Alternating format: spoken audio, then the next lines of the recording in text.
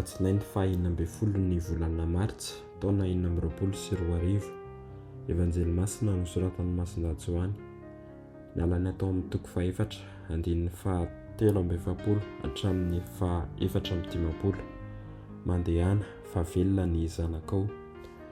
Tamin'izany andro izany i Jesoa niala tany Samaria ka nakany Galile, fa araka ny efa voalazany dia tsy misy mpaminany hajaina amin'ny taniny, ary noho ny tonga tany Galile izy dia noraisany Galileana satria efa hitany izay rehetra nataony tany Jerosalema tamin'ny andro fety, fa tany koa izy ireo tamin'ny fety.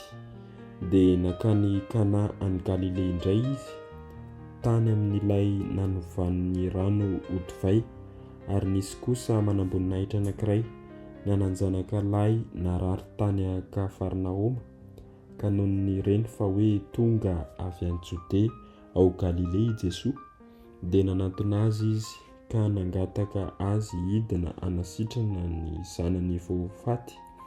Fa hoy Jesoa taminy, raha tsy mahita famantarana sy fahagagana ianareo dia tsy mba mety mino. Ka hoy ilay manam-boninahitra taminy, andeha re tompoko, dia mbola tsy maty ny zanako. Dia hoy Jesoa taminy, mody fa velona ny zanakao.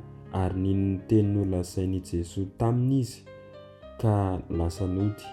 Noho ny nandeha izy dia notsenain'ny ankiziny ka nilazany fa velona ny zanany, ary nanontaniany azy ireo ny ora nasitranany. Ka hoy ireo taminy, omaly tamin'ny ora faha-7 no nialany tazo taminy. Dia fantatry ny rainy fa tamin'izany ora izany indrindra no nilazany Jesoa taminy hoe velona ny zanakao, ka nino izy sy ny mpianakaviny rehetra. Izany no fahagagana faharoa nataon'i Jesoa rehefa tonga tany Galile avy tany Jodea izy. Izany ary ny tenin'ny Tompo, derany eo anao ry Kristy.